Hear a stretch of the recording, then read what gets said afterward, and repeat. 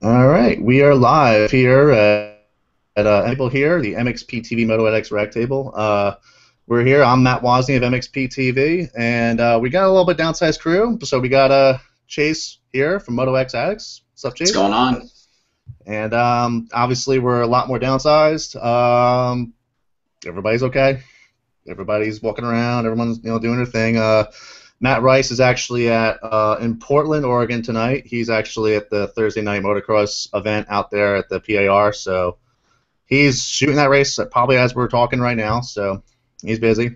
And Dan's not here. He's on a little mini vacation, I guess you can call it, what he's doing right now. So he so we got me and Chase here, and we're gonna talk dirt bikes. Simple as that. So we're going to dive in a little bit. We're going to kind of give you a heads up what's going on here. The last couple of weeks, actually, it's either been in here and being able to do the show, or if it's been someone else, just not been, we've had Butts Creek National not too long ago, so that was kind of a busy race for me at least, and being there, so I couldn't get to that show for that week, and last week was also busy as well. So I was actually doing a shoot up in Pennsylvania with a motocross school up there. So we were at least trying to get one show here. We're trying to finish because this summer is getting really busy for all of us, and it's just kind of give you a heads up of what's been going on. But other than that, yeah, we're going to talk a little bit about, or a bunch, why not, about Millville last weekend, Spring Creek. Chase was there at the race, so I zero accountability as far as what's happening exactly, but for being around the pitch, Chase was around there all weekend long. Chase, I mean, talk about Spring Creek, man. How was just overall? How was the weekend for you? No, it was great. The weather was great this year. Last year, whenever I went there, it was a little bit cold. I had to bust out a little jacket last year for it, so I was glad to not have to do that this year. The track was great. The guys were talking. It was a little bit sloppy early in the morning, but once it kind of dried out a little bit, it got really, really good. They added some new sections this year, and it seemed like all the riders really liked it. And I guess the big one was I can't remember exactly if they're calling it like Martin Mountain or Martin Hill or something. There was a section there that was, I think, the uphill. I can't remember if it was a triple or a double the year before, but then it was a little bit shorter, but they extended it all the way up, and man, that sucker's tall. The elevation there is really deceiving off of the TV broadcast. Whenever you're there, man, it's steep. So I climbed it one time, and that was it for me. But it seemed like all the riders, loved the section. Definitely create a lot of speed down that hill. A couple little, I guess you'd call them singles or whatever. The guys were kind of just scrubbing off of both of them, and I mean, great racing. I don't know if you want to go kind of into the 250, 450 type thing, and see what our thoughts were on that. But that was kind of the new additions to the track and kind of the track conditions, and it was good. The weather was good, so. Nice. That's good. Yeah, it was the TV. They were calling Mount Martin the whole time. Yeah. Mount Martin, I guess, is the name for it, and it did look steep on TV, and I mean, that's like even like you see it on Glen Helen. You see Glen Helen, for example. Yeah. It's being there. I've been there at Glen Helen. It's freaking huge, and on TV, it's like it's big, but you don't really see the full vantage point of how. So, Yeah, but other for than sure. that, yeah, I mean, we can dive into definitely the 250s. I think we'll start off with, and we're right in his backyard. Jeremy Martin. I mean, how did Jeremy look out there, Chase? First moto looked really good. Got off to a pretty good start that moto, and I think Porcel grabbed the whole shot. I think he grabbed it at both motos. And Jeremy, I don't know what it is. To me, I think Jeremy's one of the riders in the 250 class that seems to be able to kind of get by Christophe pretty quickly compared to a lot of other people. But and I don't really know what the reasoning is behind that or what, but he got kind of by him and just kind of walked away with the first moto. Cooper Webb ended up going down the first moto, so he ended up getting back up, regrouping. You could tell his visor was all messed up. He kind of hit his head a little bit. I think he clipped Bogle, I believe, and that's whenever he went down. and picked himself up and got ninth. Let's see, Marvin ended up getting second, and I think we're finally starting to see Marvin kind of back to form, getting his strength back in his knee and his shoulder, and he looked really good. I was really impressed with him. Let's see, Porcel, he rode to third place. The first moto had a great hole shot, and rode a pretty strong race, so that was a good moto for him. And it was good seeing Dino back up in the top 5 too. So I talked with him a little bit.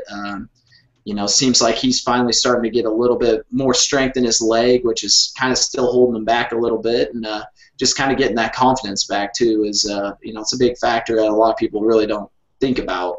So he's starting to get up to speed. So that was good stuff on the first motos, and then man, the second motos, Jeremy kind of got off to top 10 kind of start. I'd say he was probably around 6th or 7th, I think. And Cooper just put in a great race. So I don't know if the first moto he was just kind of pissed off or whatever about some of his bad luck, but man, it was awesome seeing that. And I had to feel good for him to kind of put it to Jeremy in his home track. So I'm sure he was really happy with that. And then Jeremy with the second place overall and the first overall finish on the day, just great for him to be able to do that as home track. So sure, he was pumped on that. Let's see, what else do we have here? Alex Martin had a great start, was in second place for a while. That was cool seeing the older Martin brother running up front.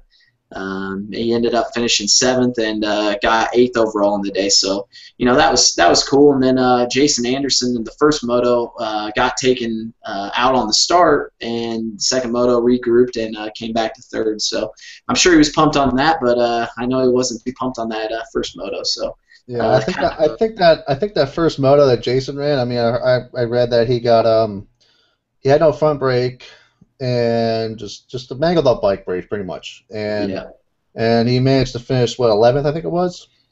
11th. So I mean, that's pretty good coming back from that. That's not bad. I think after what that ride was for him, I think that was like, all right, made it work. I think at least played limit some damage there at least. So I think that was at least good. And Jason, I mean, it was good to see him at least.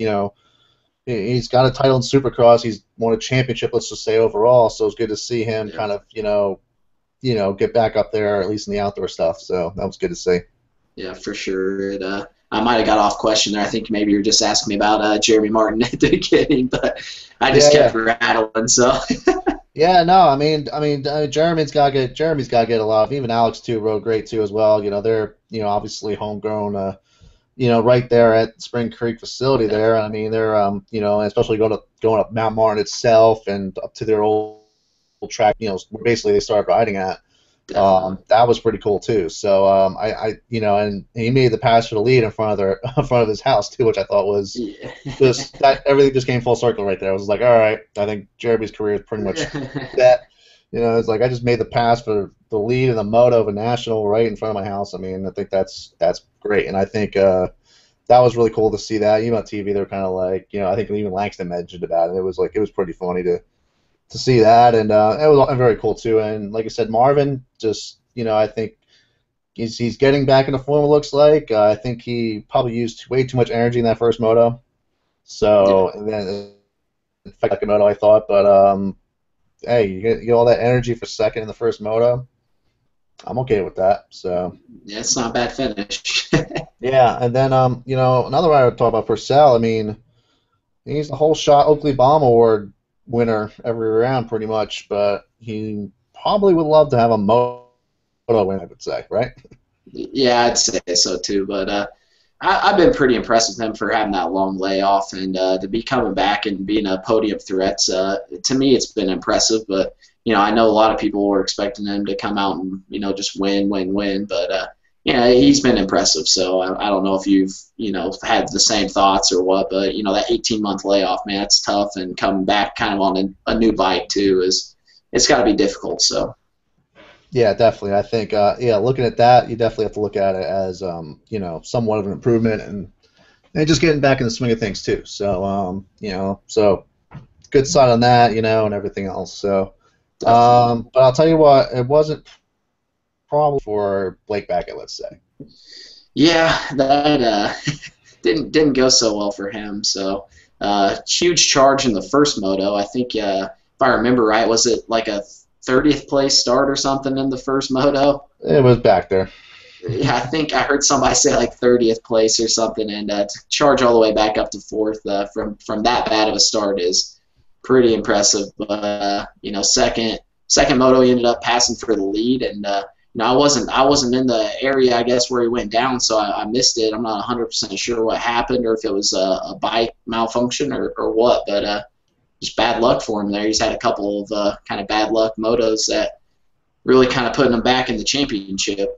That's for Yeah, sure. yeah, it was a pretty much bike malfunction from what I saw on TV at least, and yeah, just not good for him right there. I mean, that's you don't want to say it's the end of the championship for him, but it does not make things easier for him right there. So Definitely not. unless he starts just racking moto in, and Jeremy has some issues or whatever, or even Cooper or something, just to move up. And I think Cooper moves up to second in points right now. I think with that Yeah. bad moto that Blake had. So so you got the Yamaha's 1 and 2 at the moment, and it's as far as the series looks right now. I mean, for 250s, I'd say Yamaha, pretty sure at this point. So, Yeah. Yeah. um, yeah, it's pretty impressive what they've done with that bike, and I think and they've people have said the bike's really good. Bike's really good now. It's showing. It seems like it's really good. So that's good for them.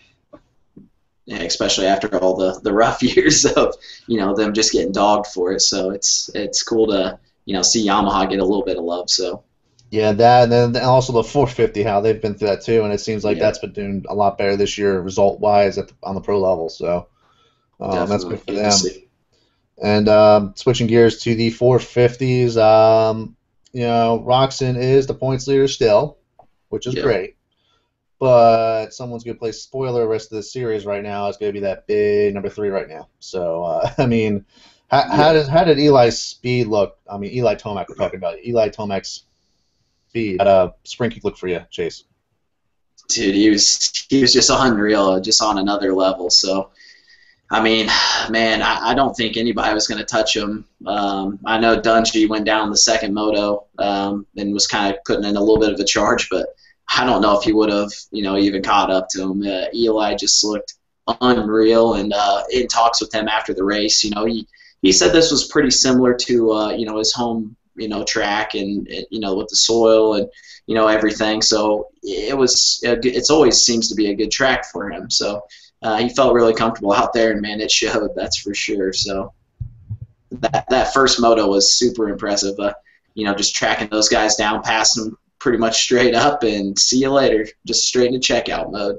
Exactly. Yeah, it seemed like that on TV too. I think he, I mean, like, again, to kind of let people know too that yeah, he's from Colorado, but he's not from the snowy Rocky Mountain, Colorado. He's from Yeah, the much southern Colorado, basically almost New Mexico, where you have your sand-based type tracks and stuff. So, yeah, but besides that, I mean, on TV, I mean, I was watching it, and when I watch a race and I watch either like a leader going like not the leader, but at least a fast rider going through the pack like that, or at least just nabbing riders off and how he's doing it and how he's riding.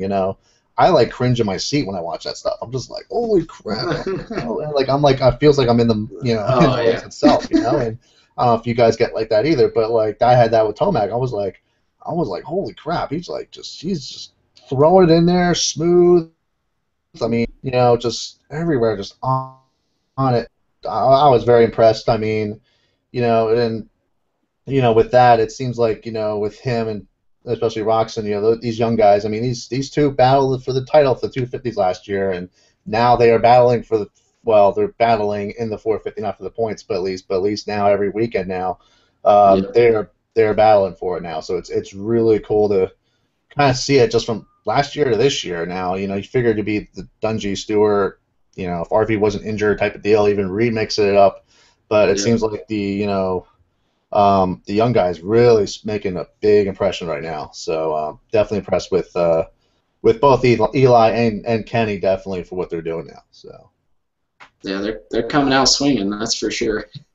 definitely. I mean the points. It's KTM pretty much by looks like 24. Man, I gotta do my math a little better. 24 points. So 24-point lead for Roxon over Dungey right now. So Dungey did make up a couple points on him, couple, two, three, whatever it was. 2 2 points. So that's something, yes, but it's now doing a less than moto lead, so at least if it does go down to Utah like this, it's at least allowed to. But still, it's it's a KTM show right now out front. I mean, even seeing the starts, they're getting great starts on those bikes too, and it just seems like they're taking it away pretty much.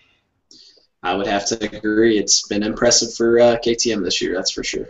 Definitely. And then, third in points is Kennard, and Kennard ended up fourth overall. So Trey's like the only hope in any KTM type streak right now, because behind him it's a big, way too big of a gap. It's like 80-something points back to, from Kennard to Metcalf, at least third to fifth. It's 80 points there. Stewart is, four, but I mean, it seems like the one that can only mess up at least to get in the championship points. Obviously Tomac is going to be in there, but it's going to be those. It's basically those four up front at the moment. It seems like to me. So the gap that they had on those top four, the gap that they had on fifth place was just unreal. Weston was in fifth, I think, for a while. I think maybe both motos too. And man, the gap that those guys put on everybody else was just. It was cool to see, I guess, just because it just shows how much separation there is between those four guys and everybody else. It was wild. Definitely, yeah. I think it was I think they even showed the gap on TV, and it just, I don't know if there was what do you call it, just hay running across the track or something. I don't know, tumbleweeds or whatever. Just like there's a big gap, and it was. And it seems like it's Metcalf, Grant, Pike, all pretty much battling for Shorty. And Shorty too as well, kind of battling for a top 5 spot. So that's not bad either for them. And I think kind of the big name kind of mentioned what's going on. I mean, James Stewart. Anybody know what his deal is? Because I sure as hell don't. Well, I saw him in the first moto. It seemed like he got a pretty decent start, and I can't remember if it was the first lap or the second lap, but he went down somewhere, and he was pretty far back. I think he was probably back mid-pack or so after he went down, and maybe that had something to do with it. I know he mentioned something about dizziness or whatever. Maybe he hit his head in that first moto and finished it out, and then after that maybe he started getting dizzy or something. It's about the only explanation I can think of. So. Yeah, and I'm hearing he's not doing Washougal this weekend. So, there's a lot of, definitely don't want to be underneath that tent right now with the way things are looking for him. So, that's a bummer for James. And hopefully, whatever it is, hopefully it's not too severe, because I mean there was just nothing we've heard, and it's kind of strange to see that. So. For sure. But Chad Reed. Another one I'd like to know what's going on with.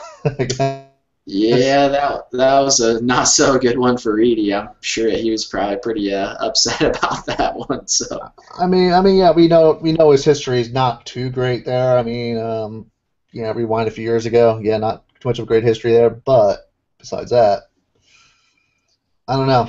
It's got to figure something out, or I don't even know.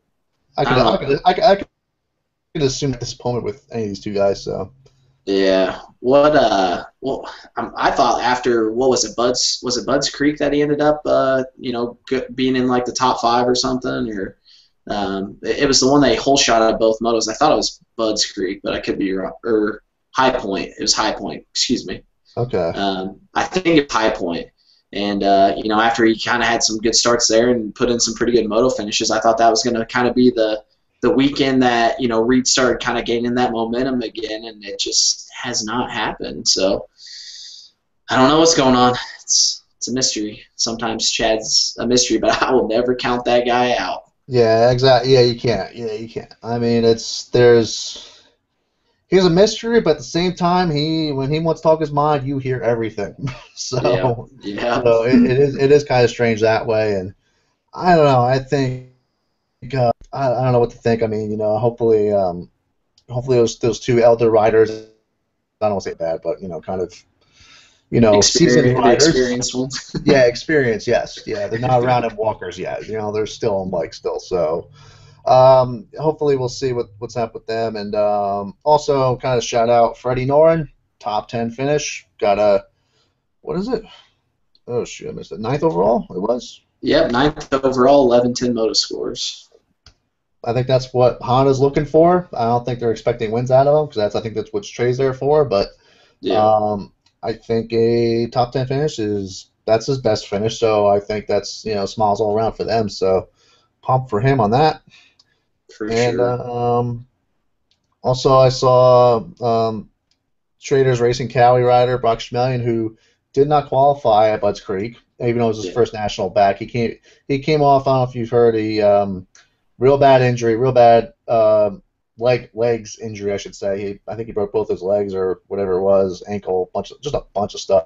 yeah, Before A1 this back in December, and he did race a local race in, I would say, like mid-May. Like it sounded like he might do Glen Helen, but he kind of waited off, and he waited off until Budds Creek 2 weekends ago, and that's pretty much I'd say his home national, definitely there, and also yeah, for Traders as well. So Traders wanted all their guys there, but he got some points. He finished up with a 18th in the second moto. Got some points at least. So coming from not qualifying last week or 2 weeks ago to last week, now getting some points. So good for him there for sure. to see that. And all the riders that made it too. I mean, it was Yeah, really cool to see. I mean, especially and then the Millville track, especially from what I've seen online, even kind of hearing a little bit there and there, it's like everyone's calling Millville pretty much the new #1 national at this point. I think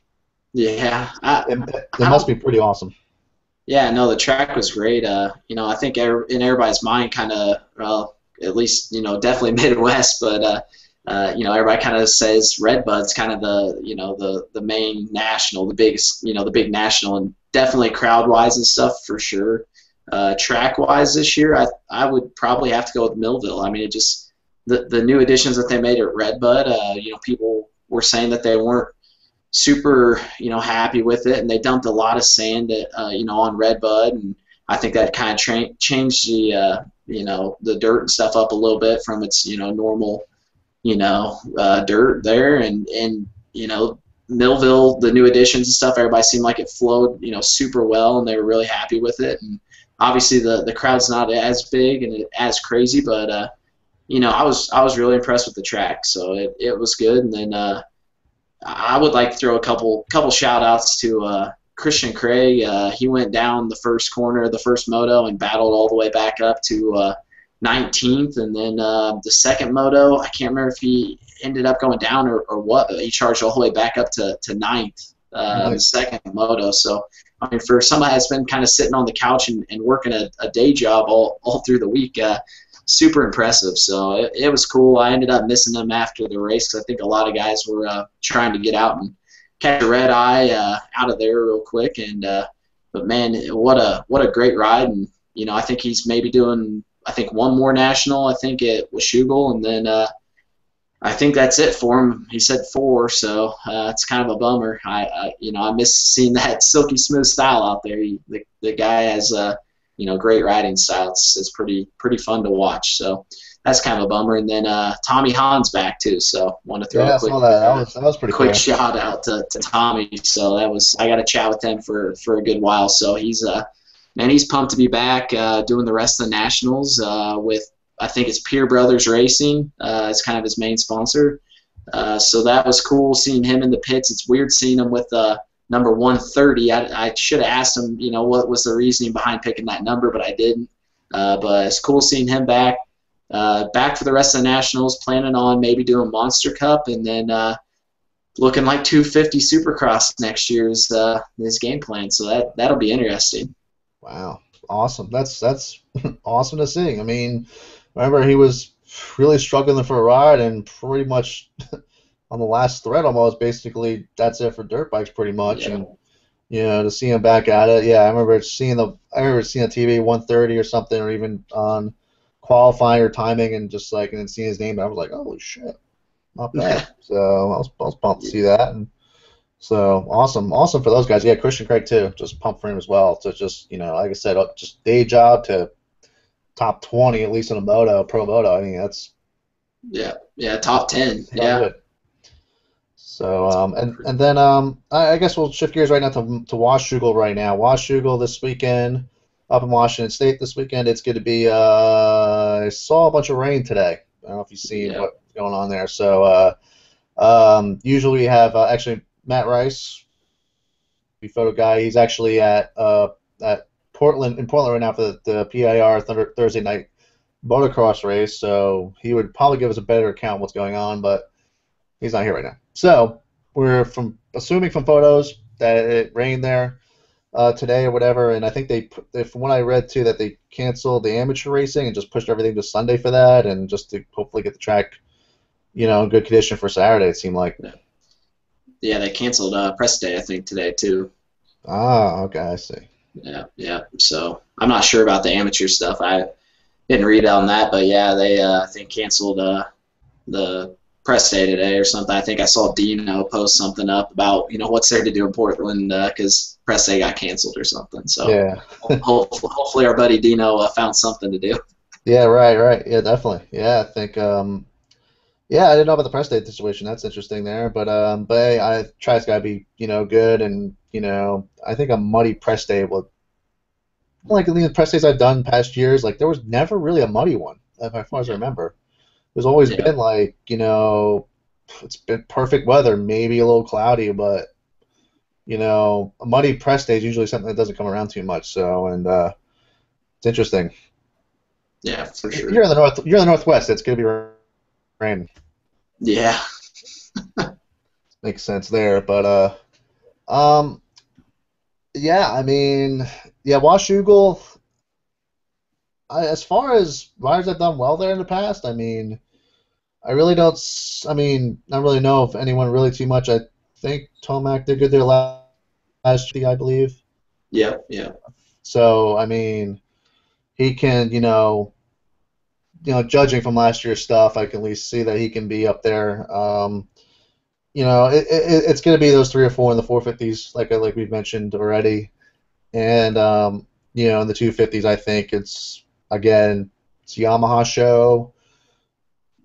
Social snare, but you see a lot of blue up there. That's all I see up there for Washougal at least, and it'll be interesting.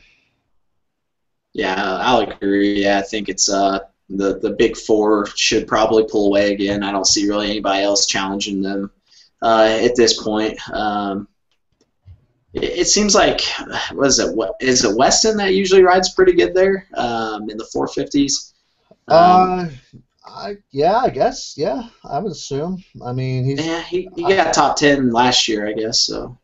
Yeah, I mean, he can definitely do well. I mean, he's been doing well already, I think. So, he's probably.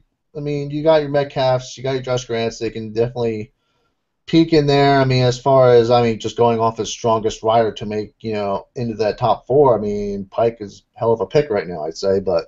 Yeah, and it seems like he's getting a little better from what I've seen. So, and Grant seemed to ride there pretty good there the past couple of years too, if I remember right. I think he did. Yes, I think so too. 6th overall. I think a couple of years ago he had a pretty good ride, at least going for a while on the Jeff Ward Racing machine there too. So, okay, I think, nice. Yeah, it'll be good. I mean, that track is it's basically in the evergreens there, and it's going to be, it's usually always slick underneath, as always there with that track, it seemed like, and it's, it seems like it's loamy, but underneath it's just like, it's like that Cascade Mountain shale, I don't know what the hell it is, it's just like, it's just so slippery or whatever it is there underneath that, and it's always, I remember years ago, when the four-stroke started taking over, it was always a four-stroke track, you know, and Yeah. it was always been a four-stroke type of layout, and it's the way it's always been. So now it was a four-stroke really doesn't matter anymore. So I mean, I always remember Washougal was a four-stroke track because of horsepower hill, things like that. So Yep. Yep. Yeah, I would say Justin Hill would maybe be a good pick too, but I don't know what's going on with him.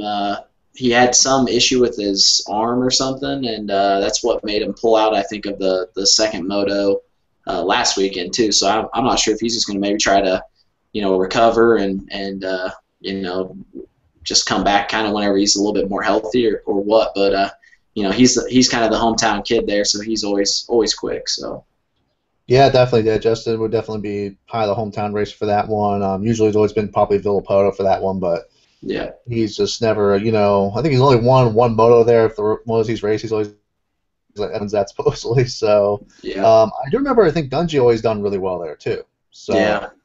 So Dungey may have something there with that. But speaking of another Hill, Josh Hill. Let's give obviously Justin Hill we've talked about. Josh Hill though, third overall. Last weekend, Santa Lee up in Canada, so he's doing the Canadian Nationals. If you haven't noticed, haven't heard or anything, definitely mix it up there. I know it's been a Colton Fee, Michael Lessie type of race, for them battling the MX1 spot. So, but Justin Hill, or Josh Hill, I should say, Josh Hill, getting third overall there. So he's been kind of mixing it up there as well. So, yeah, it's good to see. Good to see him back out there and.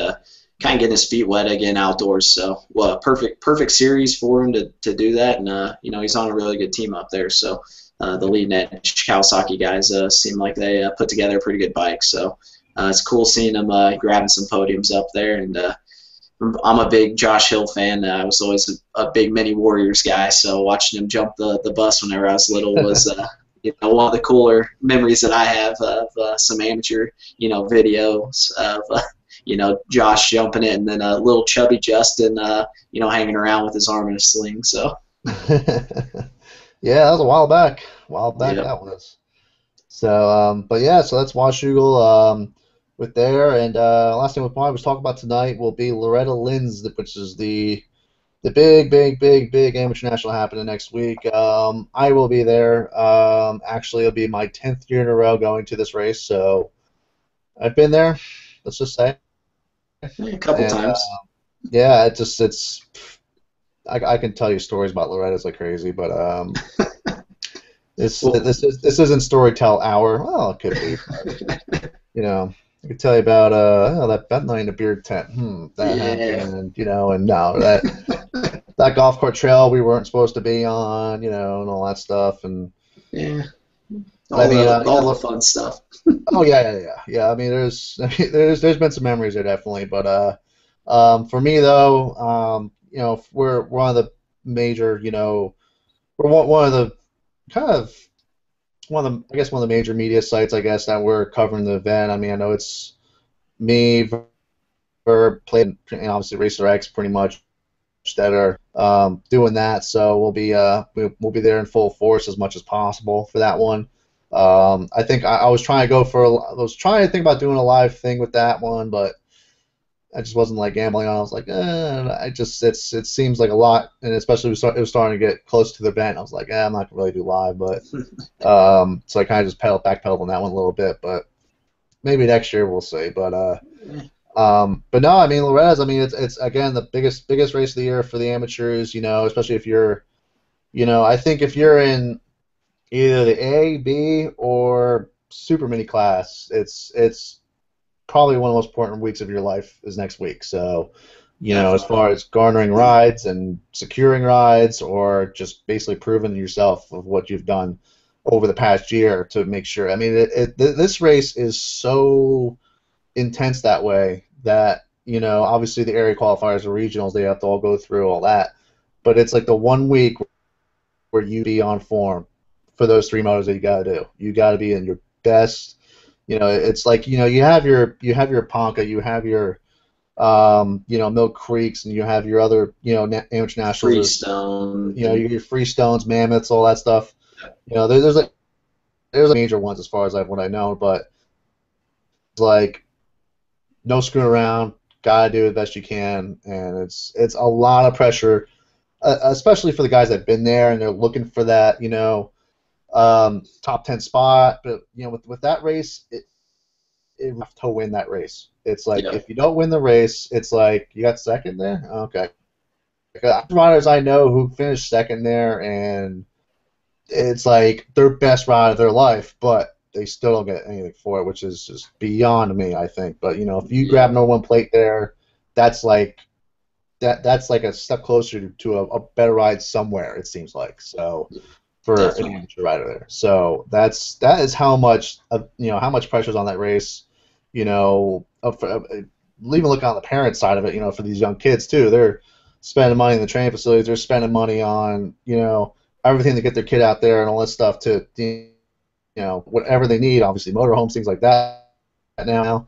And it's so there's so much riding on this one week. I don't know how much to stress it. Other than that, it's just I'm going there to hit a button, hit record all week long, and get all the get all the action stuff. But I'm not in the same mind process as the parents or even the kids and the the young riders and even the older riders too. They're there too. Even the older riders are there, the vet riders as well. I mean, it's they want to do good that week too. But I think, for those younger riders, like I said, it's a future in the sport of some way. Yeah, definitely. And that's that type of race. That's what Loretta is, and Chase. I mean, you said you haven't been there, Loretta, right? I think. No, I haven't yet. One of these years, hopefully. It's tough to get a full week kind of off to roll down there, but I hear a lot of cool stories, and I definitely would like to be in that beer tent, kicking it back with all you guys. So hopefully one of these days. Yeah, definitely. I actually haven't been in there last couple years or so, just because we always get a hotel in Dixon and we do our video work there and all that stuff, photo work, whatever it is, and we do a little bit at the track, but we're out and we're going to a hotel to upload our stuff, grab a bite to eat, and sleep reasonably early for the next morning. Yeah. The motos start 7:30 every morning, and we try to be there in the morning at least and make sure parking spots aren't taken, things like that. So it's so there's a reason why we haven't done beer tent. I haven't done a beer tent it's probably been 2 or 3 years, I think, just because I hear it, I'm like, but I'm like, I gotta do this, I gotta go. Man, it's long days and it's usually hot there, so it wipes you out, that's for sure. Yeah, it's always usually hot there. Last year is actually probably the coolest Loretta's. I mean, as far as weather-wise, it was like low 80s, 70s maybe sometimes on the highs maybe. So I looked at the start of this week as of now, or as of a couple days ago at least. It said it was gonna be like low 80s again starting out the week. So wow. So it might be another cool Loretta's, but I'm not preparing for cool Loretta's. You never do. Unless it's in December or something, yes. But other than that, it's first week of August. It's gonna be hot no matter what. So it's I'm dressing light for it. I bought new clothes, bought new shirts and stuff today just to get ready for it. And it's a week that I mean, especially for a media guy out there on the track, I sometimes wish I was riding it because at least there's air kind of flowing around a little bit and you kind of get some breeze going. When you're on the track, it's you're where you are. It's kind of like a valley almost, and you're really surrounded by trees, so you're really not getting much of a breeze or cool breeze. If you do, it's like the best feeling ever, to be honest with you. Just like, oh, thank God, some cool breeze came through. But I don't know where that came from, but thank you, God. Right, exactly. So, and it's like the best thing right there. But it's a lot of you're standing out there directly under the sun. It's just beating down on you. My farmer's tent gets way, way, way more after that week by far. So, and I'll tell you what, it's a fun week. I mean, for me, I tend to kind of be like, oh, this week is gonna kill me again. And again, being there 10 years in a row, I just know what goes on down there. It seems like every year. And every year is always something new that goes on. So it's not always, it's never a boring week down there. Let's say the videos, the footage I get is always really good. Just because of the setting, the event, the racing. I mean, there's a lot. Even the excitement. Especially when the riders win championships and they just, when they roll just past the starting line or right past the scorer's table, and they see their overall and they just barely won it by like one spot or something, and they're freaking out. like all that stuff. That's always good. Yeah. And Parents freaking out. Oh yeah. They all lose their shit. It's great. Yeah. So yeah, it's cool seeing. So yeah, it's awesome to see that, and so there's that. Obviously that's as we know as far as the golf carts, you name it, it's. But a tip for you, Chase, as well, if you're for first timers out there, I suggest some type of vehicle, as always. Yeah. That one, because it's a big area. I tried walking around one year, probably like the second year I went, because I was like, I drove around, but I was like, I had a golf cart the first year. I was like, I'll just walk around. I'll save the rental, because you could rent golf carts there, so which is nice, but walking around is never option. Don't make that an option. Let's say. Wait, was that the year that they maybe didn't let you rent a golf cart, or I don't know? I recall a little story action or something. Yes, I was. We've kind of talked about it a little bit now. So we'll get to the riders that are going to probably do well with it in a little bit. But first, let's tell you a good Loretta Lynn story here. So this is 2006 maybe 05. One of those. It was my year there. My first year was 04. So the first year in 04, tented it out the whole. Basically I tented it down this little hole, a couple friends, and really roughed it the whole week, and it was fun for the most part. So it was good. First year is always fun. So, but no, this one year I ended up at a motorhome at the track. Because I was looking for a spot, and I found this, a friend of mine let me stay at her motorhome, whatever, and it worked out well, and so I stayed there for the first couple nights. I got there like early Saturday, Friday, or whatever, and just golf carting all week long. The races weren't even started up yet, so we're just golf carting around, seeing where everybody was, having fun, things like. And we ended up fast forward a little bit. I ended up blowing up one golf cart by Loretta Lynn's house. Actually, no, wait, I blew it up at a golf cart trail where I wasn't supposed to be, and guilty, whatever. So I ended up getting a second golf cart, and actually I got a deal on it because it was funny. When I went to the golf cart rental guy, he said I came back with a broken golf cart, like it just wasn't moving. It was just it was underwater. I think I went through a mud puddle. That's what I did. I went through a big mud puddle and just drowned the whole thing. And I went back to they ended up, it was like getting back to the rental thing. I told the guy, and I was like, I screwed this up. A huge mud puddle with it. This is what happened. I told him in detail what happened. And the guy was like, you're the first person this week that's been honest with me, so you have the next cart on me. I was like, what? All right. So he actually gave me he gave me another golf cart at no cost, just because I was brutally honest with him. Because pretty much every kid that drove up, they were like, we hit this little bump and just everything fell apart. That's pretty much he probably just got that all week long. So I ended up just basically, and I purposely drove it through that like 5-foot deep puddle, and everything got destroyed. He's like, all right, I'll get you a deal on the next one, and I'm like, all right, good. This is like Sunday. This is still early in the week still. Practice hasn't even started yet.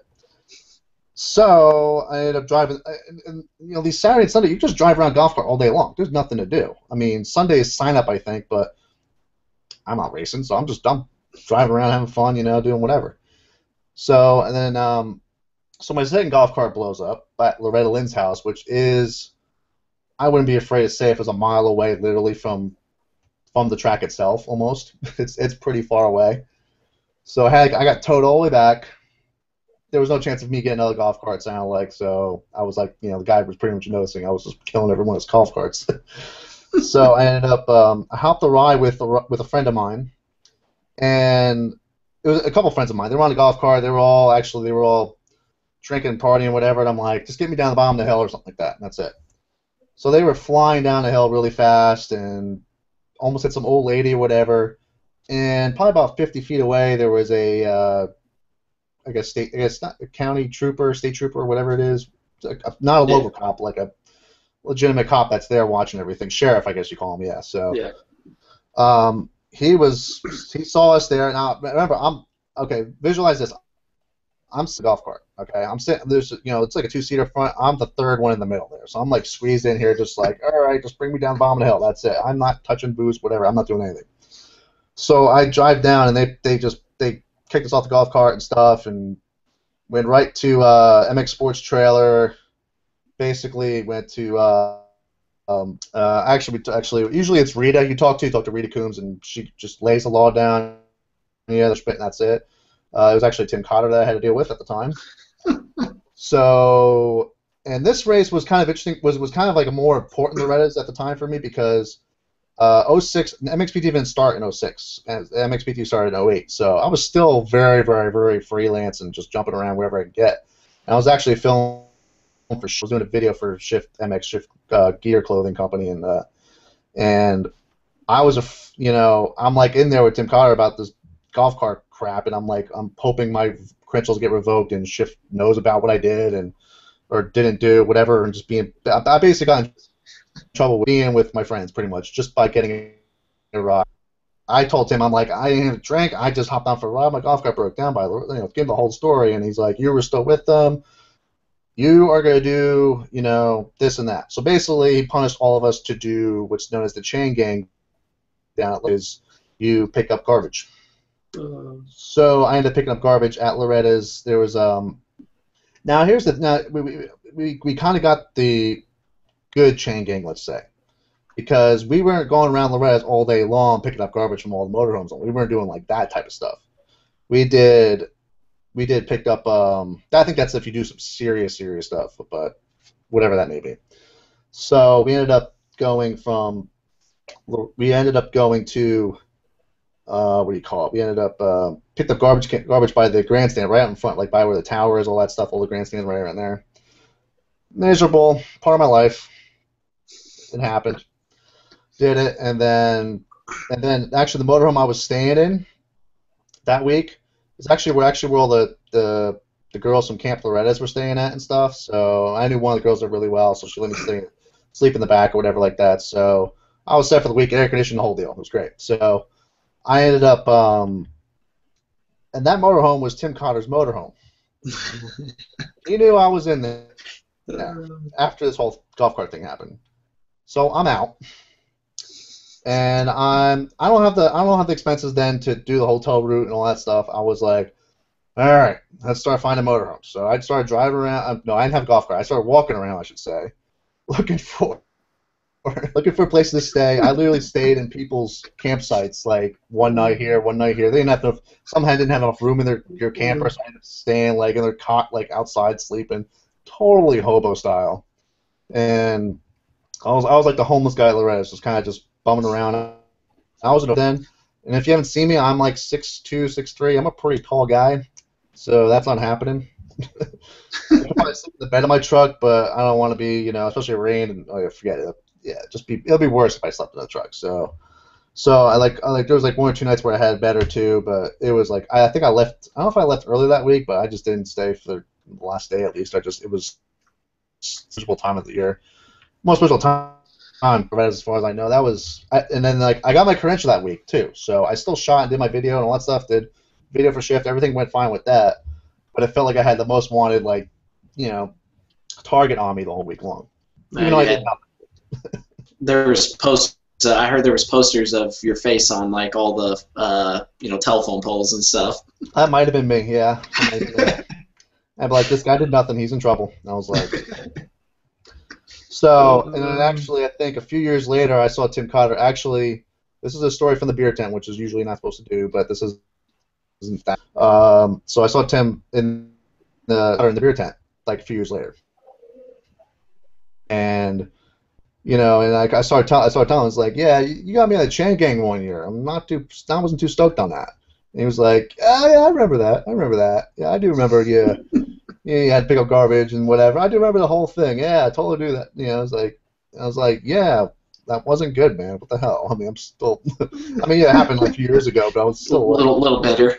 Yeah, I was a little bit. I was like, come on, Tim, really? So and then actually he's like it's all, we're all good now. Actually, we're we see each other races. He's been super cool with me. So I mean we're we put that behind us. It's a funny story. We kind of maybe want, but yeah, that's kind of one story there from Loretta like that where I've had, and you know, there's some there like Jason Lawrence with a golf cart in the woods. That's a whole other story. That's a whole other video probably for that one. You know, so there's been plenty of those, and yeah, that one is, it kind of bites me every now and then, but it's a good one. So not probably fun at the time that happened, but funny looking back on it. It's always a good story. So like I said, that week I felt like I felt like I murdered somebody. I was just like, really? Come on. Just wasn't happening that week, you know. I mean, just whatever, it happened. So a little bad luck. yeah, I mean, I've ridden golf carts and horse trails, which is like a big no-no there. So I've done some, and that stuff I didn't get. I mean, you get yelled at, and you're just told to go away or something. But never had to face the court on something like doing nothing. So, yeah. So, but now okay, let's focus on instead of my stories of Loretta's, we could just talk about a little bit of what's going on this year at Loretta's. I think. I know big focuses are usually the A and B and Super Mini classes are kind of the big focuses. Maybe some of the schoolboys even too, because some of the guys move Super Mini go right to schoolboy and schoolboy right to B and A and who knows after that. But obviously, A classes, it seems like the top riders to keep an eye out for. From what I've seen, I mean, every single A rider in this group is in that gate is fast, no doubt about it. It's almost like it's like just the pros, Yeah. But the ones that seem to be the marquee guys, I guess you can say, Luke Krenzel being one. He won a title in, I believe it was 450A last year. So he's running 450A. Aaron Plessinger rode some arena cross this year. Just unbelievable at that stuff. I mean, won a few main events even too. And obviously, the amateur killed it national last year too. and yeah, even last year too. Yeah. Last year, Loretta. Yeah. I mean, he's definitely even. Just last year just completely stepped it up even more, and even this year from what I've seen and stuff, he's been or seen or heard, it's been just keeps getting better and better for him. Also, that's the Yamaha guys pretty much. Then on the Honda side, you have Jordan Smith, who's obviously always fast, always a favorite there. He's won Loretta's before, and also you have R.J. Hampshire, who is just started the Geico ride at Minios as pretty much his home national, home track almost pretty much there for him, it seemed like. And, again, another rider on the rails. Those are like the four I see as the marquee guys going down the list, but there's so many other names that can be, added to that list that can definitely mix up with them, I believe. I think the class to kind of keep an eye out for, if you really want to see, if you just want to see one class go down, is because you're going to have, I believe, Plessinger, Rend, Hammer. I think Jordan Smith's in it too. I think so. Actually, let me check that right now. I think all of them are in that class. Yeah. So 250A. Yeah. Stacked. What's that? It's just stacked. Yeah. Oh yeah. I mean, just you mentioned it before, Chris Aldridge. Yeah, flying right now. He's always been fast. Yeah, I remember him on minis even too. Just really. We'll put some tail, definitely. I mean, little Chiz. Yes, yeah, Chisholm. Nick Gaines is another top kid that can definitely mix it up. Is a top fast California kid. Yeah. Axel Hodges. Yeah, exactly. Chandler Lindsay's another name that kind of pops up. He's actually been doing pretty good lately. So I think the regional he might have been second, third, or maybe even won it. So he's kind of a top rider. Will Markoff. Osby, Darian Sinai as well. He's been a Club MX guy lately, and he's always been fast. And local boy for me, actually literally 5 minutes away down the road, Kenny Vanarchik from my hometown, pretty much riding in the 250A. So this is actually his first full year in A class. He's down, so it's he'll get he's to get the feet wet, but I think he'll be he could definitely run top 20, I think. So for sure in the mix. So Daniel Baker, another one that's always been fast too. So I mean, just rattling those names off, and that's not. I don't think we even named half of them, to be honest with you. There's so many other names we could just plow on. Why? that's how stacked that 250A class is. So I think, if that's one class you're going to watch for the res, it's 250A by far. Yeah, I will agree. Yeah, it's pretty impressive there. So, and open sport, and now another thing with not familiar with Loretta's, it's the 2-class rule pretty much. Like, you can't do 3 or more classes there. You got to do 2 classes. So these guys, these 4 marquee guys call you about, they're doing 2 classes. And A-class wise, there's Open Pro Sport 250 and 450A. So there's 3 classes. So there's kind of a split between Open Pro Sport and 450A. Pretty much almost the same thing. I think it's the only issue with the Pro Sport class. Other than that, 250A, that's where they're going to be, and that's going to be probably the motos I'm going to probably do battle videos for all week long, because they'll even early in the week. I mean, with everyone healthy, it'll be really good, I think, with those motos. I'm ready to see those videos. There will be a lot, yes, and sponsor plug. Nihilo Concepts is sponsoring all those videos. So nice. Actually, when I just did that right there, my finger looks giant right there. It's like I'm pointing to the moon or something. Like, oh, watch it. Sorry, I got sidetracked with my insanity. It's all right. So, and then you have. I mean, there's so much going on. Was it 34, 35 classes? I don't know.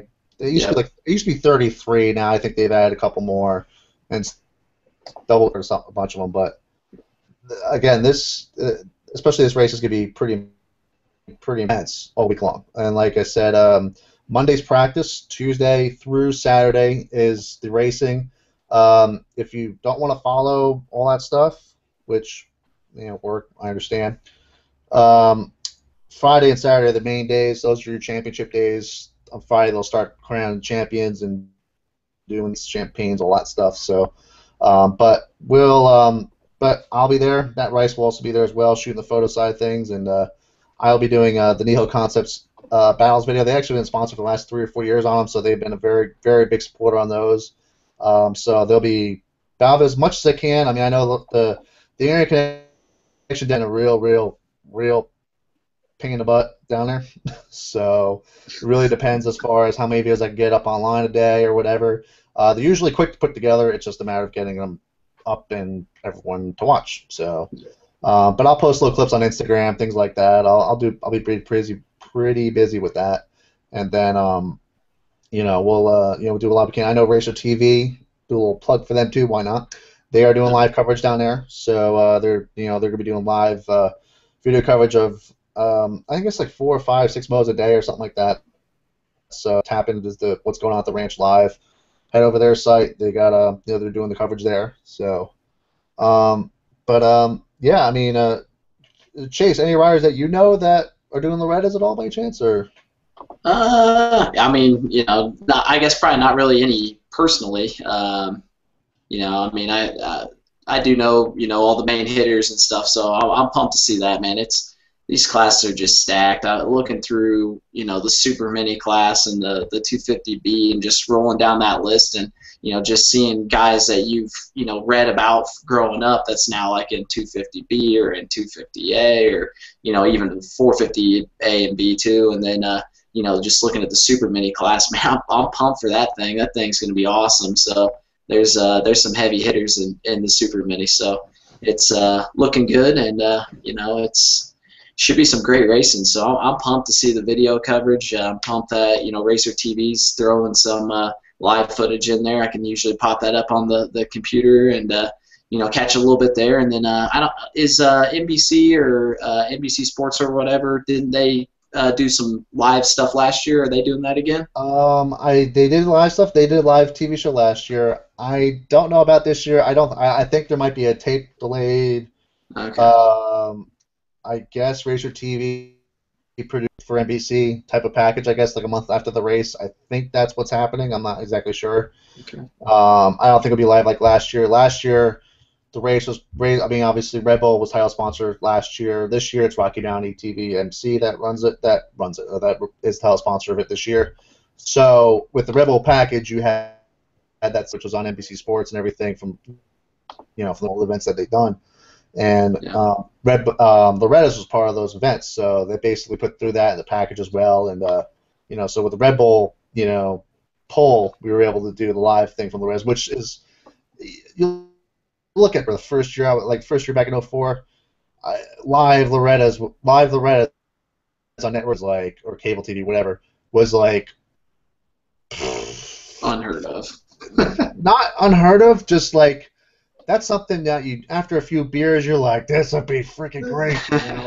It was on the radar, but I think it was back then. We're talking triangle pennants around the track back then. I mean, this was a whole different deal. And then to see that happen, I mean, that's a success in itself. That just happened for that year. With that race, you don't expect to draw.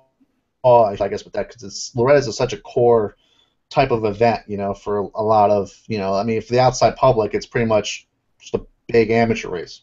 That's about it. Yeah. For sure. They all think all the riders are slower than Villapoto and all the guys we know, so they're going to think that off the bat, so they're not going to really draw too much attention there. But if you've ever raced a local race, boom, you're automatically drawn to that race, so to that coverage. So that's the thing with that. And this year, it's good to have Rocky Mountain, title sponsor this year. I think that what the deal was I think Red Bull's still somewhat involved, but they're not fully, because I think I heard some type of, I don't know if it was a lawsuit or something like that, something that an energy drink can't title sponsor an amateur event or something. Huh. I heard that type of ruling kind of going on, so that's kind of the reason I've heard that they're not title sponsor, which for what energy drinks have been involved in legally, which we'll stay away from that. You kind of understand that. So I think Rocky Mountain will be great. But I think Red Bull is just they bring such a huge presence to an event. It's even we go. I mean, even the Pro Nationals you've been to. I mean, Millville, Spring Creek. I almost called it Mill Creek for a second. It was sponsored by a winery. Now, was a winery really, really made big there? Yeah, I didn't really see much. I mean, we're in the media tent, or if you're roaming around, if you're by the industry hospitality tent or something, they've got Red Bulls and stuff in the Red Bull coolers and all that stuff. So Red Bull definitely had a larger presence there than the wine company. So I'm actually not even sure. I don't even know if I heard about the wine company actually being. It seemed like it was a last. Yeah, it seemed like it was a last minute type of oh, they're on. Okay, week before. That's what it seemed like, and it's the series got to do what they got to do. But I think even if Red Bull made such a huge presence there, I think what I've heard, the big building that Red Bull had with basically the skyscraper, basically Loretta's. Yeah. So you have the cooling station, whatever. That's longer there from what I've heard too. So I wouldn't say it's a step back this year, but at least it's I think having Red Bull was a big push for the event and stuff, and I think I've joked with people Rocky Mountain was getting on board that the only way Rocky Mountain would ever top Red Bull as far as promotion wise at an event is if they actually built a Rocky Mountain on the track, on the facility somewhere. There's actually a mountain, 500 feet tall, 800 feet, 1,000 feet, whatever you want to do. Want to go Mount Everest, go for it. And just a bunch of rocks that go up, and it's just you can do a climbing trail or something. Something to add to the activities of the race, let's say. Yeah, sprays beer out of the top or something. It's near the beer tent. You can have a runoff. I don't know. Into the beer tent. Just have a runoff, and you just start putting cups in the water. Hey, we're good. Just go nuts. So that's funny. So on that, I guess with people and friends I know, it's good. It's good for at least Rocky Mountain to get involved, and it's but we'll see how it goes. I hope I go there and it's still it'll still always be an intense event, but I don't see it as a downside really, to be honest with you. I think it'll be good overall. Because I think the stories they get out of that race with the amateur riders, what they've gone through to get there, I think that's going to paramount over anything there at Loretta's by far. So I'll try to do the best I can to get all that stuff. But I'm going to show a lot of racing, so I don't like people to see the racing stuff. So so it'll be good there. But yeah, shoot. I'm tapped on the Loretta's right there. I'm kind of getting myself kind of fired up for Loretta's right now. I leave in 3 days, so I'm getting kind of pumped up for it. So I'm a little jealous, that's for sure. But yeah, I did forget. I do have a buddy that owns a little amateur team. It's not really little. They've got a lot of guys that they help out. Mike Burgess and Team Sakai Racing. They've got, I think, 6 guys, I think, that are going to Loretta's on their team. So good luck to those guys, and pumped to see them making a presence. I know they've got like Motorsport and Alias and Micah Metals and 139 Designs, and they've got a lot of good backers. So it's cool seeing those guys all out there, and I think they help out about 20 kids. So it's pretty cool to see people going out there and trying to help the youth of the sport make it, and just try to help them out throughout the whole year. So it's definitely tough. I know you touched on it earlier with the costs and stuff associated with it. So I'm sure at that level any bit will help. So it's cool seeing those guys put an effort together like that. So that's good. I mean, yeah, expense wise, I experienced it personally with my brother, 2008. My brother Tyler Wozney made it to Loretta's, and at the time was MX Lights B mod at the time, so 250B mod. Or technically 125B mod, whatever. Yeah. Whatever you want to call it. So he made it actually there, and it was we actually looked at the program from that year. He had Roxon, he had Barsha, he had another 5-6 names that were just like pretty much could be they're top 20 pro guys right now. So it was good time for him to make it. yeah. It was Tyler raced Roxon at the Reader, and Tyler's one of his highlights of his career is he actually hole shotted Roxon in like the last moto or something, and he was beating him. He was in front of him for the first lap or two, and then Kenny got around him. So there. Cool stories looking back at, for sure. Yeah, oh yeah, definitely. But anyway, not a whole lot of guys can say that, I'm sure.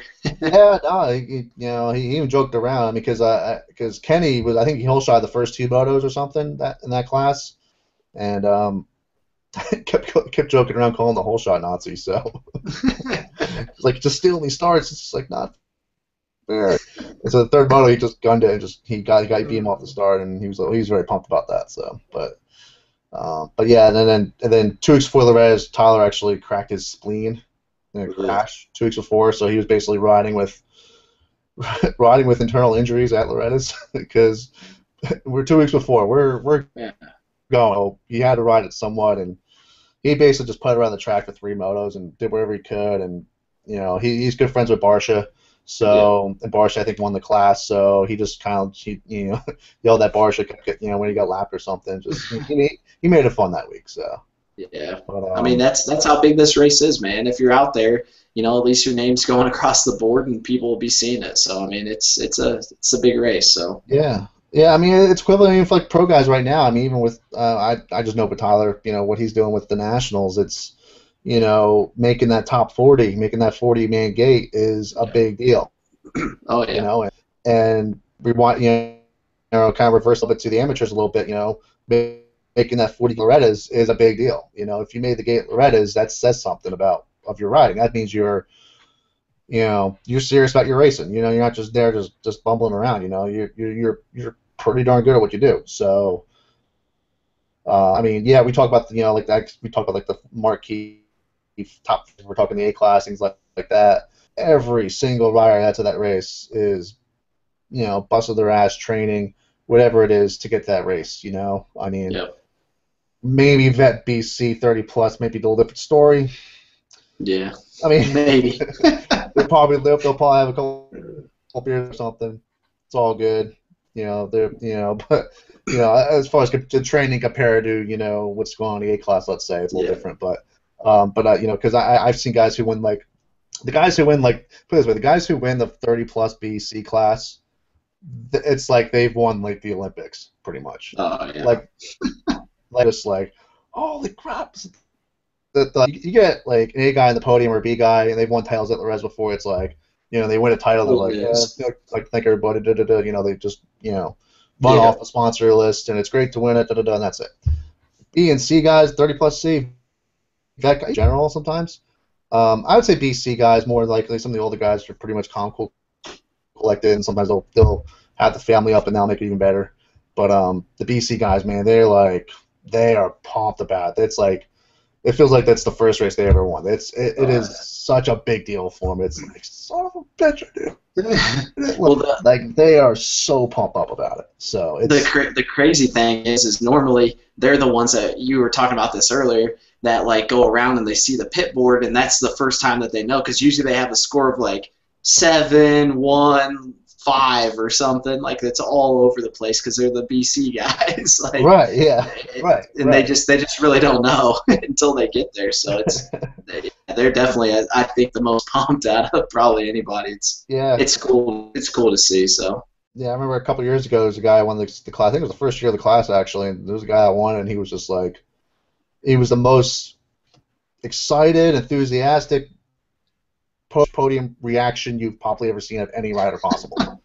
It's like, you know, it's funny, like, you go from, like, I mean, you got, like, the 50cc kids that are, like, you know, I mean, they're kids, that's one thing, but they get their Olympic, they're like, this is okay, all right, cool, all right, cool, this is cool. Yeah. Everybody's got to run them through what they got to do and say, because they just really don't know. Yeah, exactly, and you know, they're kids. What do you mean? What are you gonna do? But it's cool to see them do it, and but I mean, yeah, that BC class is just top notch. Even C classes too. I mean, there's one kid a few years ago, just completely lost it, like just, you know, crying, everything you name it, just went all out, just teary eyed on the whole thing.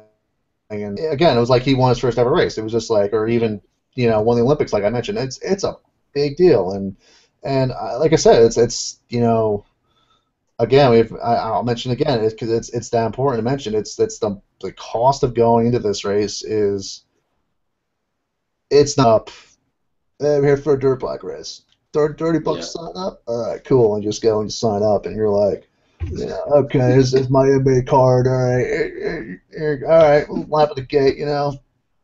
You wait for your moto. Oh, hold the game for like 5 minutes. I'll be there a little bit, you know. No, this is freaking top level race I'm talking here, and I gotta get credit to all for, you know, this is the 33rd year they're running this race. So, you know, now looking at back now, I've been there the last 10 years. I've been to a third of the races they've ever had. So, crap, that's pretty cool. Man, you're old. We'll talk later on about that part. So, besides that, all right, let me hold on. I gotta get my, you know, hearing aid right here, and all right.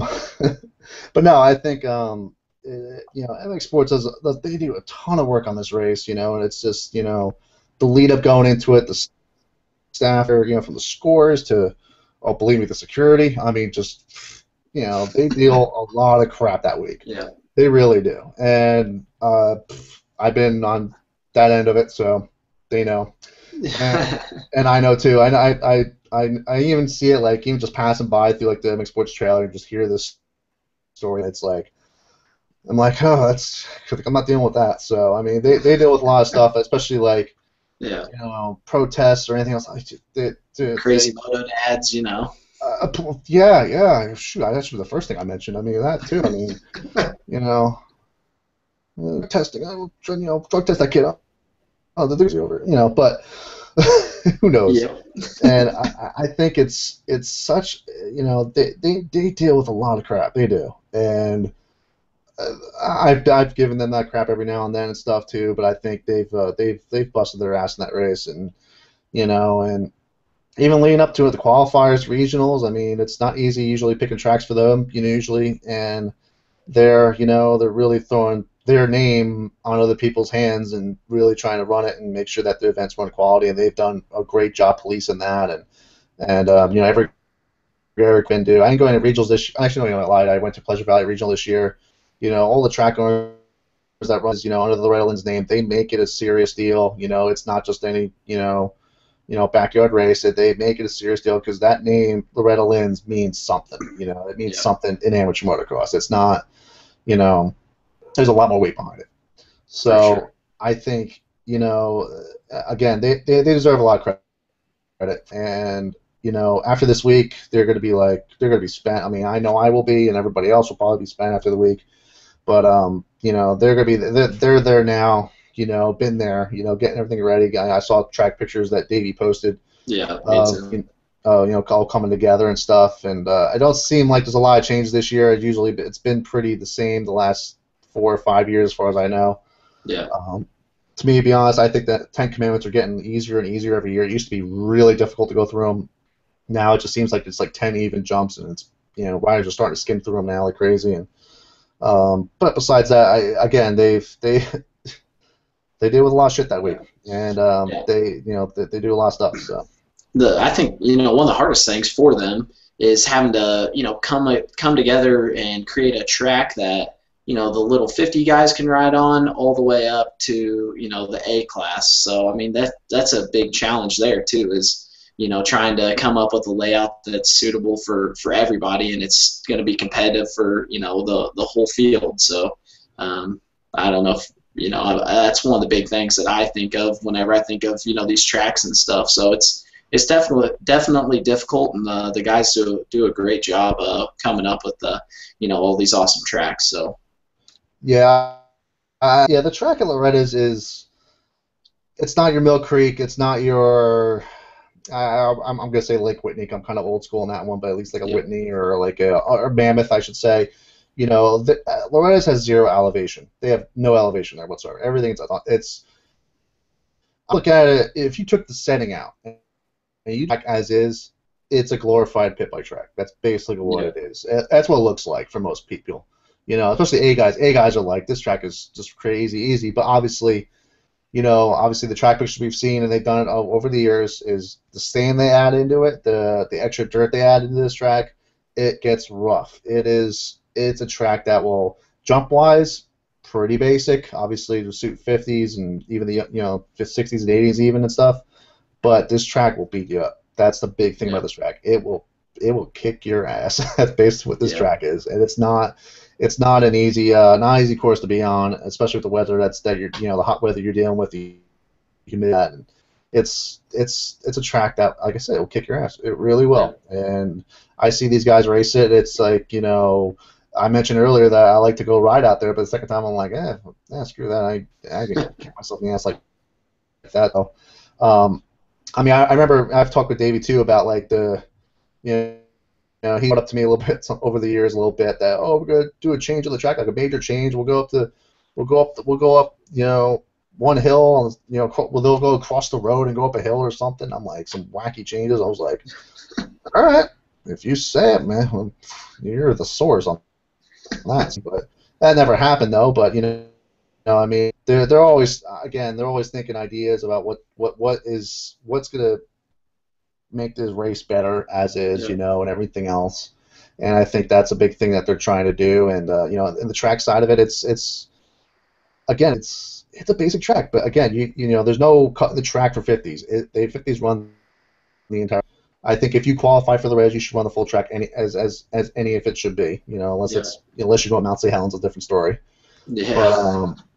But besides that, it's kind of looks kind of are deceiving type of track. You look at it, it's like I said, 10 Commandments have gotten a lot easier, and and there's there's been some events where it's they've had to make the track pretty much tame at least because they know what goes on there, and it's but the dirt, the braking bumps, the ruts, the turns, everything, they will kick your ass, definitely will. And with that too, another thing like what they do at Loretta is that hasn't been run as well as any other tracks or anywhere tracks overall as it is they run on time. Even if they're on delay, they run on time. It's crazy as far as their timing schedule there. Like there's no first, second, third in the race. You look at the race order, it's 14-3, that your class number basically. and that's your order. Everything there is on a time. Like your gate drop is at 7:30. You gotta be there. Okay, well, let's say your gate drop is at like 9 a.m. You gotta be at staging by like, your gate drop will drop at 9. It'll be a couple minutes off there and there, but it'll be 9 o'clock. And even if obviously there's that one day at Loretta's where it just downpours, just tornado warning, you name it, comes through. It'll drench the track. It might even cancel racing for the rest of the day. They will still catch up to that time. They will. They won't cut laps. They will do 20 minutes plus 2, whatever. I think that's what the length of the races are, and they will catch up to it. They will catch up to that time somewhere later in the week. If it's like later in the week, then they really try to cut it out. And keep in mind too, on Saturday they run motos. If nothing's delayed, they run motos till about like 1 or 2 o'clock the latest. So they do have another 4 or 5 hours to kind of work with. If they have to run to the end of the day on Saturday. Yeah. So, and then usually people at the awards after, they usually get them done Saturday night. They may push it to Sunday, but they usually get everyone out of there on Sunday. So after the championships are crowned and all that. So it's pretty amazing how they do it time wise. It's again, I have not seen a track do something like that. Usually they try to stick by a time, and it's like. Even when we start this show, it's just we always don't go at a certain time. We always like 5 minutes later or 15 minutes later, technical difficulty, whatever you call it. They run it on time. They're like, nope, we got to run, and they do water breaks and stuff and everything. They groom some sections, things like that, and they while they're doing podium speeches or something right before the parade lap, they'll throw a dozer out, cut and everything. So they MX Sports, they run a race really well. They've got it down. I mean, 33 years they've been running, so they've got it down into science right now. But definitely, again, it's amazing how they do it. For sure. So I mean, it's pretty crazy. So, yeah, I think before the show, me and Chase talked about doing the show for about 20 minutes. I was trying to stay strict on 20 minutes. I'm sure my Loretta Lynn story probably was the 20 minutes. So, yeah, we did go kind of lengthy on this one, but we got some storytelling done. We got some interesting stuff kind of said here, so I think it was kind of worth it. It's a good time. Hey, that's what the show's about, just bench racing and kind of shooting shit. So it's all good. Shooting shit figuratively, yes. We didn't get to the literal side of it. That'll be a little bit different show. So that's actually a MotoXAddicts TV. That's a little different. Okay, yeah. Yeah, it's a little different channel. So, but yeah, I'll do it for this edition of what's the show called? MX Roundtable. MX Roundtable. I am the host of the show. I should know what the name of it is. So. Yeah. But no, yeah, MX Roundtable here. With MXPTV, myself here, and we got Chase running the MotoXAddicts representation over there. So I mean, at MotoXAddicts, I saw you did some interviews and stuff. Yeah, I interviewed I think 6 or 7 guys last weekend. Let's see, Jeremy Martin, Alex Martin, Tommy Hahn. Let me think here. I interviewed Trey. For some reason, I've interviewed Trey twice and they've been terrible. I didn't even release it. It was so bad. I don't know what happened. I'm usually pretty good at the interviews, but that one, for some reason, I don't know. I lost my focus and just completely lost what I was going to ask Trey, and I just couldn't even spit words out. So, I mean, looking back on it, listening to it, it's kind of funny, but kind of embarrassing, I'm not going to lie. So, let me think. Who else did I get? Freddie Norn. I interviewed Norn, so that was cool. Always pumped to see him up in the top 10. So, and Dino, interviewed Dino. So that was good. I usually try to kind of get some guys a little bit outside of the top 3 guys and stuff. So a lot of times people can find the audio or transcriptions of the post race press conference, and so I try to change it up a little bit. And some of those guys that are privateers or were privateers, man, they seem to give some of the best interviews. So it's cool to be able to get in there and interview those guys, because they really appreciate it, and it's a lot of fun. So I had a great time, great weather, great track. Got to hang out with a lot of cool people last weekend. Cody Gilmore, Kevin Rookstool, and Mikey Horban. Got to hang out with those guys a little bit, so that was a blast. So it was good seeing those guys, and look forward to catching some of those guys here in the near future. And I know Gilmore will be back probably for Supercross next year. So good luck to those guys the rest of the season, and I'll see them, I guess, all in Indy. So it'll be good. Sweet. Yep. And who did I hang out with last week? I hanged out with a French person. Let's just put it that way. No, it was actually at a. The reason we did a show last Thursday because I was at a motocross boot camp, I guess you can call it, up in southeastern PA, just north of Philly a little bit, around the Pottstown area.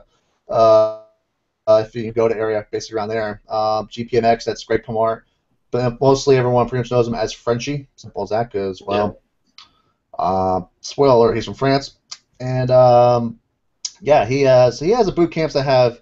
It's been going on. He's had it since 2009, 2010. He's had these boot camps, and he's usually invited me to come over there and do video of the whole camp and stuff, or the site and everything else. But we're friends off at the track, things like that. So he's actually been doing the nationals. Actually, he's done select nationals. He did like the first 4, I think. Then he's just kind of sticking east. He's going to do Unadilla, I think, in August. But he has a boot camp. He had a boot camp going on last week. Thursday was the final day. We're actually supposed to be up there Tuesday shooting it, but rain kind of killed that day. Track was all muddy and everything. So Thursday was a much better day, and I didn't leave there till 10. So it was quite a while. I was there for quite a while. So, but it was a fun time, great time. I even shot some basketball hoops a little bit. It's kind of had some fun, and it was fun with the younger guys, kids there and stuff that were in the boot camp from Monday to Thursday, basically living at the track. There's this clubhouse the guy has, and it's got a huge vert ramp. It is like a big play place basically for a motocross kid. So it's a sphere. He teaches from cornering, jumping, all that stuff. And he's got another boot camp, I think. I think it's middle of August. I think it's August 18th. I think the week of August 18th, he's got another boot camp there. So I don't think I'm doing that one, but I usually just do one a year for him. And he's got the. So we did the whole shoot there. The video actually just hit the web today. So if you want to go to MXPTV.com after the show's done, go check that out. Or if you're on our YouTube channel right now, we just posted that video today. So did some cool aerial shots. Actually, I flew the bird up the most I ever done in one day. So. The third time I actually flew up 3 times. The third time was actually I filmed Frenchie's got a freestyle ramp there, so we did some shots off the freestyle ramp, and that was pretty cool doing that. And it was a fun time, really fun time. I was really happy to be there, and I think so that's basically what happened last week there. That's why we didn't have a show. But yeah. Hopefully we keep talking to Freddie, and we want to have him on. So hopefully maybe our next show we can get Freddie Noren on, or we've got a couple other people that we've got kind of in the works too. So hopefully we can get Fast Freddie on, or Factory Freddie, I guess now is his nickname. So it'll be a good time. So Factory Freddie, Super Sweet, whatever he is, yeah. He'll be on for one of these shows definitely. With riders right now, especially, it's the season's kind of winding down, so some riders are kind of open to do more stuff. But obviously, when the off season hits, right after Utah, especially, there'll be a lot of team switching, which we'll go over that in future shows because I'm hearing a lot. Like everybody's gonna be on a different brand except probably 2 riders. Sounds like. Yeah. So we'll dive into that more for our next show, But yeah, I mean it's in this show especially, it's always cool to do, and we'll announce them a little bit better. I mean it's a busy season, not just for the riders trying to get guests on as well, but it's also a busy season for for me especially. I got Loretta's in 3 days, so that probably speaks for itself. And Rice is out shooting all the nationals right now, and Dan's out and about doing his thing. So there's a lot that's going on, and we'll try to play Thursday night. If it's 8, 9 o'clock, whatever it is, we'll try. So, because there's a lot of thoughts going on in our heads during the week, all 4 of us, and we're just like, let's just spoon them all on the web and that's basically what it is. And for future shows, guys, not too much involvement tonight, just because we kind of tough pretty much. But definitely get involved with future shows, comment, ask questions, things like that. We're gonna try to practice that more, open that up much more for future shows. Just this show, obviously, honestly, this show was supposed to be just a quick update, and I'm really dragging this on right now. But this was supposed to be a 20-minute. Okay, this is what's happening. Sorry, we haven't done YouTube happened. Millville, Washougal, Loretta's. Obviously, Loretta's went on a little longer because Chase likes to hear stories. I do. So I'm sure a lot of people do as well. So yeah, it was cool, definitely, and I have to go back to my taco dinner because it's probably cold by now. Sounds good. So, but yeah, thanks guys for watching. Check out MotoXAddicts.com, check out MXPTV.com, and we like dirt bikes. Simple as that. Yep. So, all right, guys. We'll see you guys later. And hey, if you're riding, have fun this weekend. So enjoy the races. See you guys.